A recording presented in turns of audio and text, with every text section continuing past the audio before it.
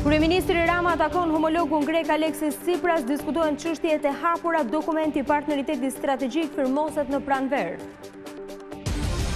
Opozita publikon kontratat e 2 inceneratorëve në Fier dhe Tiranë, po do akuzon qeverinë për shkelje, reagon Ahmetaj, impiantet zgjidhin problemin e mbetjeve. Lulzim Basha, opoziri e shqiptarëve t'i bashkojnë opozitës në protestën e 27 janarit në Tiranë. Rama i lidhur me krimin t'i hap rrugë një qeveri antimafia. Shqipëria fiton konfliktin për hidrocentralin e Kalivachit në arbitrazhin ndërkombëtar. Gjykata detyron Francesco Becchetin të paguajë 1.2 milion euro.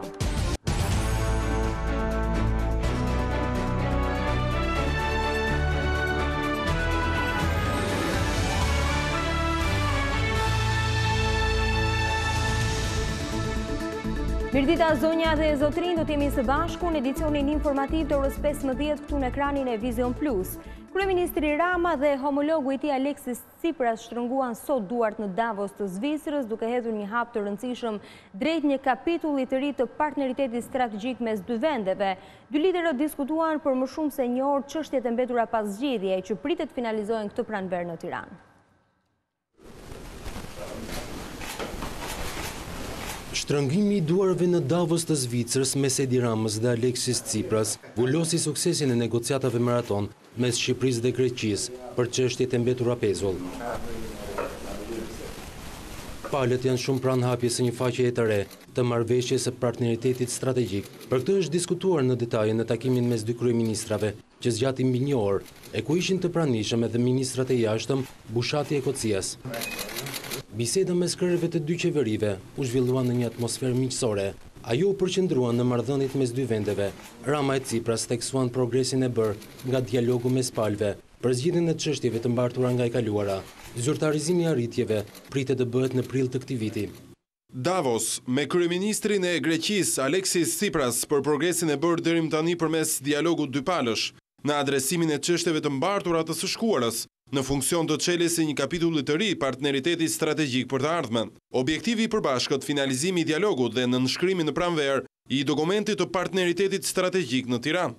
Pak pas takimit edhe kryeministri grek Tsipras publikoi një foto të bisedimeve në Twitter.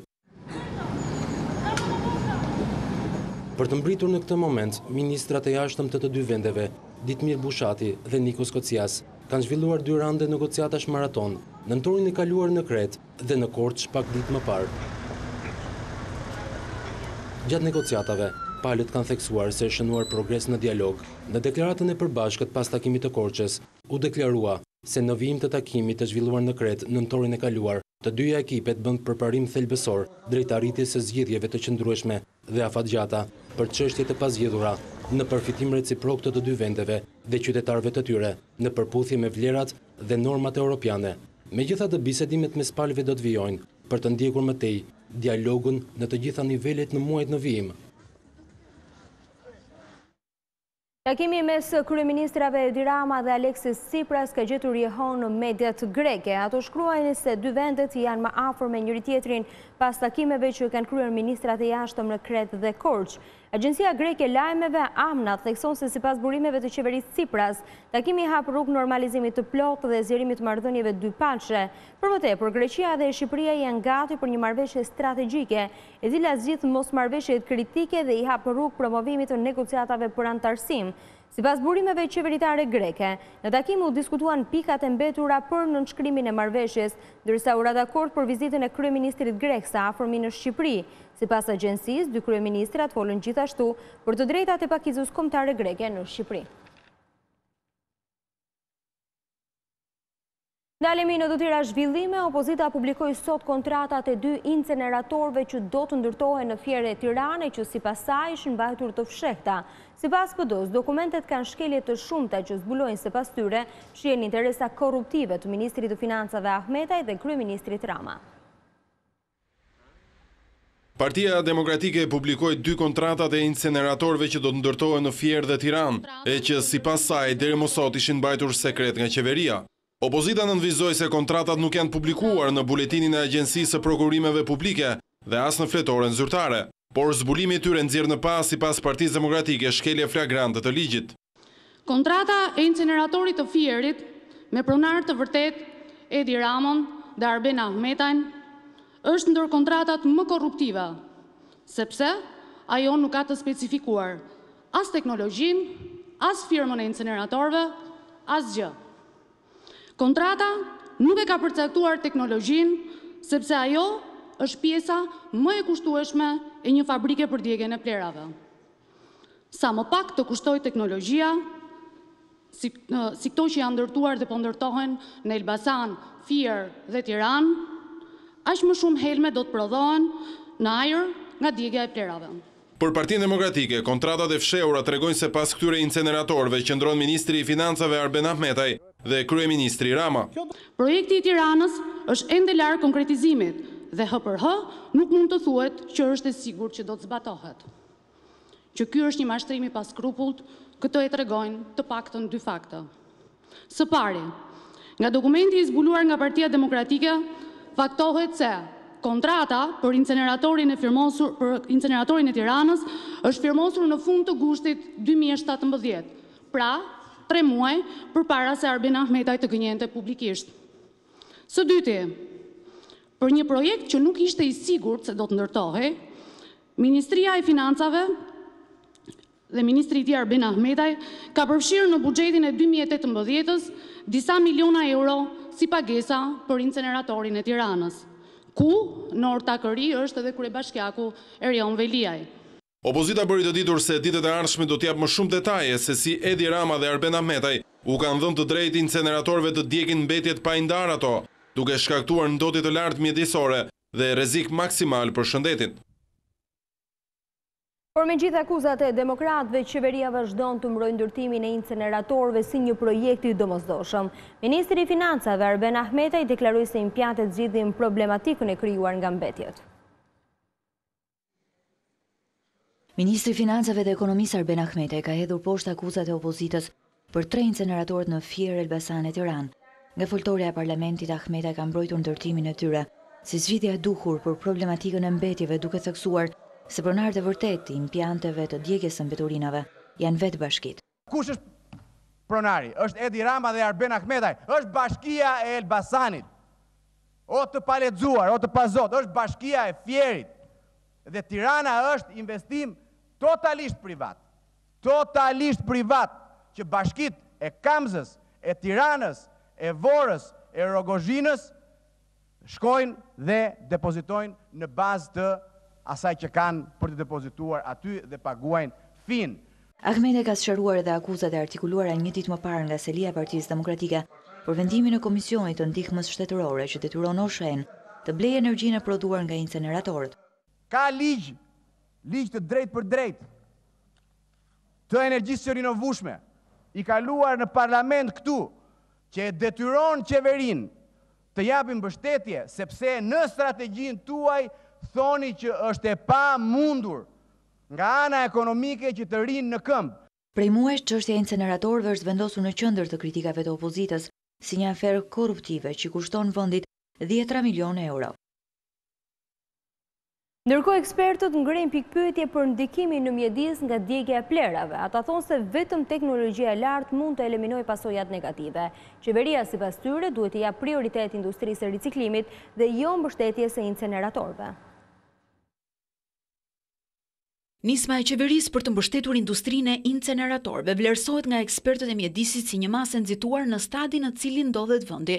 Në vend që qeveria të stimulojë industrinë ricikluese dhe prodhimin e energjisë së pastër, ajo po bën të kundërtën. I këtij mendimi është eksperti i mjedisit Gavrosh Zela. Teknologjia e djegjes mbetjeve nuk është ndonjë gjë kaq e keq, është me radhë. Pra, kjo shishe duhet në fillim të shikohen gjithë pra të mjanohet, nëse është prodhuar të ripërdoret, nëse nuk ka mundësi për të ripërdorur të riciklohet, të shkojë te djegja dhe te djegja ti ka impiante në Shqipëri, ka fabrika çimentos të cilat po t'i autoshosh mbetjet, ato të djegin. Dhe në fund fare nuk ngelet asgjë sepse hiri bëhet pjesë e produktit dhe energjia përdoret për proceset e djegjes së furrës. Sipas Zelës, prodhimi i energjisë nga mbetjet duhet të jetë opsioni i fundit i zgjedhjes së qeverisë shqiptare. Qeveria jo vetëm që na mor sa nga taksat tona i vendos për t'i ndërtuar këto impiante, por dhe në 15 vitet që vinë, na krijon i bën të varura.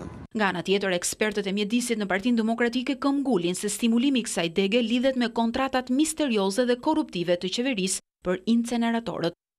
Inceneratori plerave bëhet fjalë për energji të ripërtëritshme por të pisët. Ndërkohë energjia që duhet mbështetur absolutisht është energjia ripërtëritshme po e pastër. Qeveria ka vendosur, pa pyetur askënd, të pranojë propozimet pa kërkuara që i rëndojnë xhepit qytetarëve jo pak po plot 178 milionë euro nga kompani fantazëm të regjistruar aty ku nuk bëjnë publike aksionerët e vërtet, por të gjitha përfaqësohen me sekserin e zotit Ben Ahmetaj, zotin Klodian Zoto, të gjitha rrotullohen rreth i emri. Aktualisht është vënë në punë vetëm inceneratori i Elbasanit, ndërkohë që në Fier banorët e disa fshatrave po protestojnë kundër ndërtimit të veprës së dytë. Nga foltorja e parlamentit, lideri i opozitës Lulzim Basha u bëri thirrje shqiptarëve të bashkohen protestës së 27 janarit në Tiranë. Ai akuzoi kryeministrin për lidhje me krimin dhe kërkoi një qeveri antimafia, por kreu i grupit të PS-s, Auland Ballaj, kujtoi Bashës vrasjen e 4 protestuesve në 21 janar.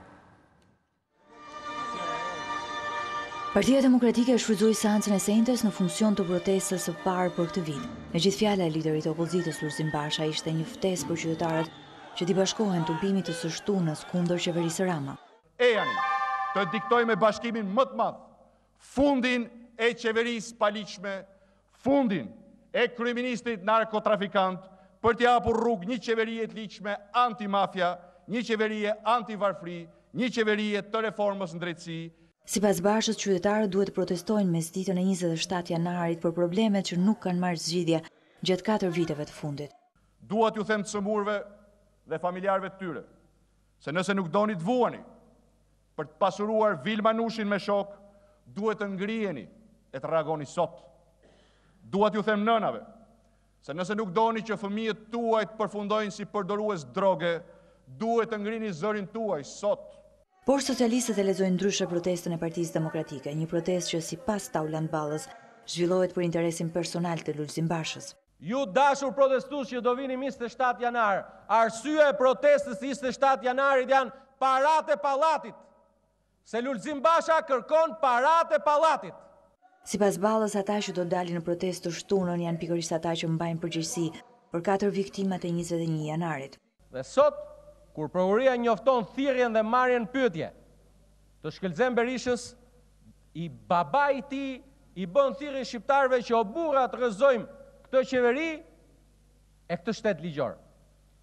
Dilin protest, edhe për drejtorët e LSI-s, patjetër, duhet dilni dhe për ata në protest.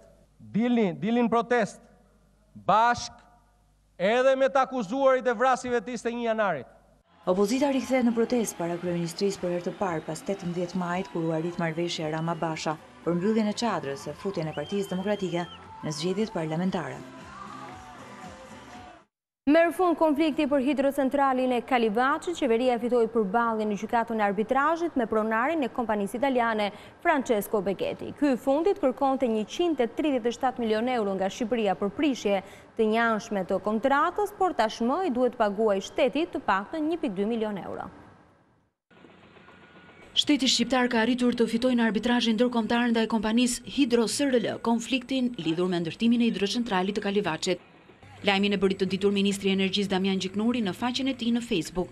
Sipas vendimit më të fundit të arbitrazhit, mësohet se kompania në pronësi të biznesmenit italian Francesco Beghetti do të duhet i paguajë minimalisht Shqipërisë një vlerë në masën 1.2 milion euro. Trupa gjykuese ka bërë me faj kompaninë pasi ajo nuk ka zbatuar kontratën sipas afateve të parashikuara. Me këtë argument, shteti shqiptar prishi kontratën me kompaninë Hidro SRL në vitin 2014. Por pas këtij vendimi, kompania nisi një proces gjyqësor në arbitrazh për prishje të njëanshme të kontratës, duke kërkuar dëmshpërblim 137 milion euro.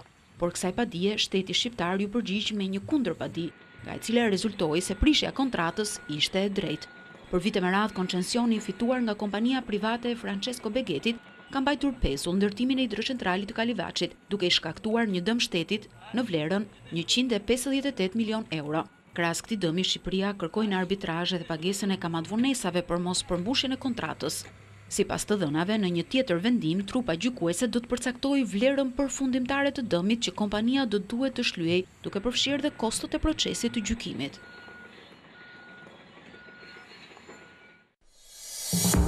14.000 persona u regjistruan se të prekur nga gripi vetëm javën e fundit. Vendi në prag epidemie, mjekët bëjnë apel për vaksinim të kategorive më të rrezikuara. 4 pasagjerë humbin jetën dhe 10 të tjerë plagosen në një aksident hekur udhor në Itali. Treni doli nga shina, dyshohet për një defekt te binarët.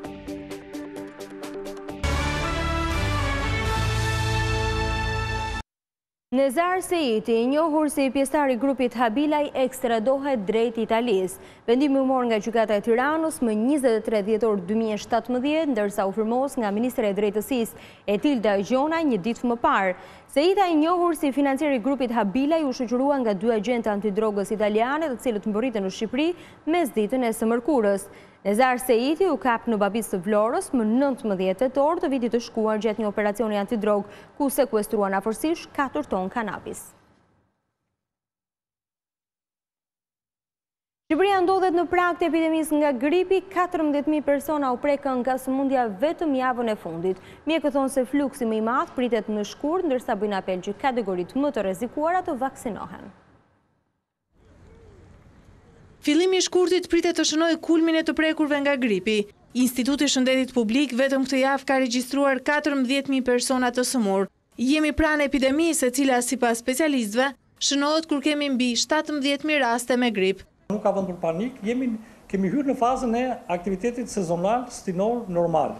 Gripi është një nga sëmundjet më të paparashikueshme, por nga eksperjenca e viteve të kaluara, piku, nuk mund të themi epidemia, po piku i infeksioneve arrihet nga fundi muajit janar, fillimi i muajit shkurt. Krahas virozave të ndryshme në vendin ton po qarkullon gripi tipit B dhe AH1N1. Deri tani nuk ka raste të rënda. Numrin më të madh të prekurve e zon fëmijët, të cilët kanë mbushur urgjenca dhe qendrat shëndetësore. Mjekët thonë se ka ende kohë për të vaksinuar. Duhet vaksinuar personat me grupeve me risk të popullatës, të cilët janë fëmijët e vegjël, janë gratë shtatzana, dhe theksojmë që për gratë shtatzana nuk është kundërindikacion vaksina e gripit, personat e moshës tretë dhe personat të cilët kanë sëmundje kronike. Vaksina është e shpërndarë në të gjitha qendrat shëndetësore dhe është falas për grupet e riskut. Pas injektimit, duhen të paktën 2 javë që të vaksinuarit të krijojnë imunitet ndaj gripit. Spitalet e Tiranës vazhdojnë sistemin e patronazhimit në përrethe, duke kryer ndërhyrje kirurgjikale që më parë nuk mund të bëheshin për shkak të mungesës së mjekëve specialistë. Ditët e fundit është bërë një ndërhyrje e vështirë në Gjirokastër, ndërsa janë kryer edhe vizita të shumta.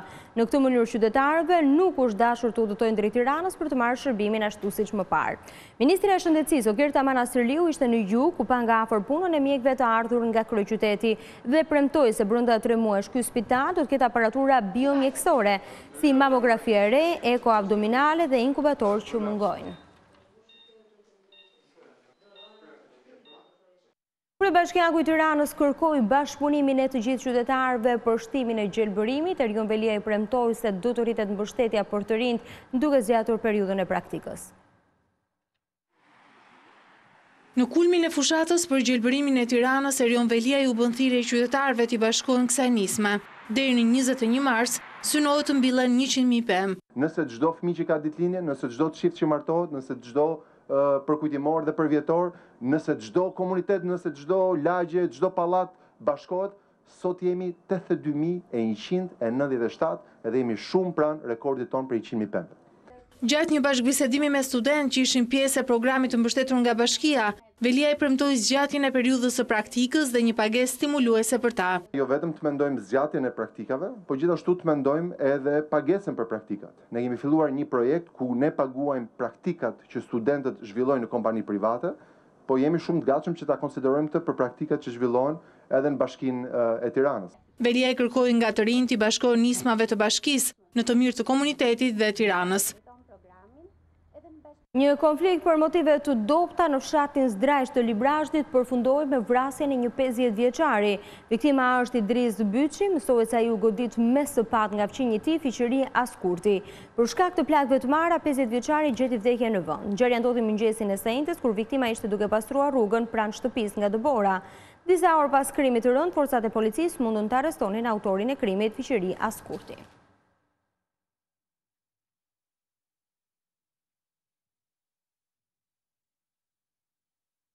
Shqiptarëve nuk u mjafton vetëm Shqipëria për të mbjellë bimën e kanabisit. Policia gjermane zbuloi një magazinë e cila ishte përshtatur si laborator modern për kultivimin dhe rritjen e bimëve. Policia finalizoi operacionin e nisur prej prillit të vitit kaluar me arrestimin e 3 shqiptarëve e 1 gjermani. Gjatë operacionit u sekuestruan 453 kanabis, mijëra euro e 130 kg marijuanë e paketuar gati për të ushitur. Në operacion morën pjesë 200 forca policie dhe u kontrolluan 14 ndërtesa, shtëpi e magazina në 3 qytete.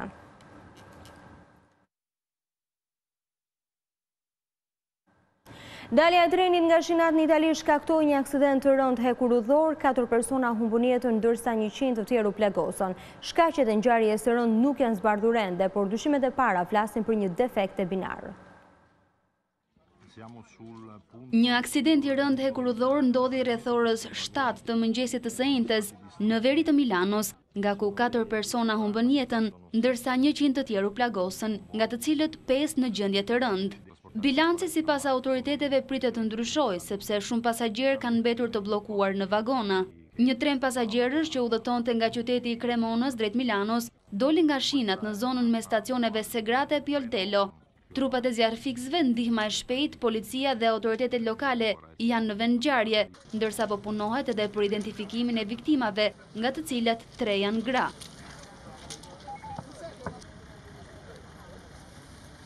Treni i cili çdo ditë transportonte me qindra punonjës e student drejt vendeve të tyre të punës e të shkollimit, kishte 6 vagona dhe në të udhëtonin rreth 250 persona. Dëshmitarët thanë se shpejtësia ishte normale dhe nuk kishin vënë re diçka që nuk shkonte gjatë udhëtimit. Prokuroria e Milanos ka nisur një proces hetimor, edhe pse provat e para flasin për një problem me binarët. Presidenti i Kosovës Hashim Thaçi u takua sot në Davos me homologun e tij serb Aleksandar Vučić.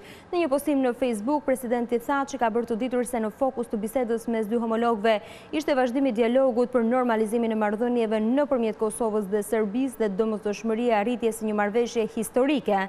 Sipas presidentit Thaçi, kjo është vetëm mënyrë për ruajtjen e paqes dhe hapjen e perspektivës europiane për gjithë Ballkanin perëndimor.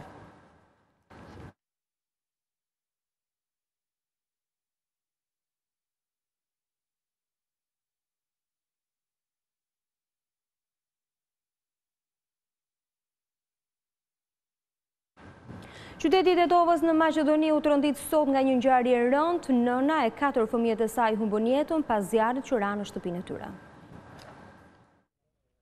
Një tragjedi e rëndë ndodhi në familjen shqiptare Zulbehari në Tetov, ku nëna e 4 fëmijët e saj humbën jetën pas flakëve që shkrumbuan shtëpinë e tyre.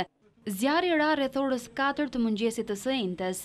Nëna 39 vjeçare, Fatime Zulbehari, e 4 fëmijët, 3 djemë dhe një vajzë, dyshohet se ishin në gjumë dhe nuk arritën dot të largoheshin nga kati i dytë i banesës, e cila u përfshi nga zjarri. Në kohën kur ndodhi ngjarja, bashkëshorti Sulejman Zulbehari, i cili punonte roje, nuk ishte në shtëpi. Dyshohet se shkaki i zjarrit u bë mjeti ngrohës, i cili me sa Kryeministri Rama takon homologun grek Aleksis Tsipras, diskutojnë çështjet e hapura, dokumenti partneriteti strategjik firmoset në pranver. Opozita publikon kontratat e 2 inceneratorëve në Fier dhe Tiranë, PD akuzon qeverinë për shkelje, reagon Ahmeta, impiantët zgjidhin problemin e mbetjeve. Lulzim Basha u bën thirrje shqiptarëve të bashkohen opozitës në protestën e 27 janarit në Tiranë, Rama i lidhur me krimin t'i hap rrugë një qeveri antimafia. Shqipëria fiton konfliktin për hidrocentralin e Kalivaçit në arbitrazhin ndërkombëtar, gjykata detyron Francesco Becchetin të paguajë 1.2 milion euro. Zonja dhe zotrin, kjo ishte gjithçka e përgatitur për edicionin informativ të orës 15. Për më shumë informacione edhe në çdo kohë, mund të klikoni në adresën tonë të internetit dhe në faqen tonë në Facebook. Bashkë ndajmë këtu, mirupafshim.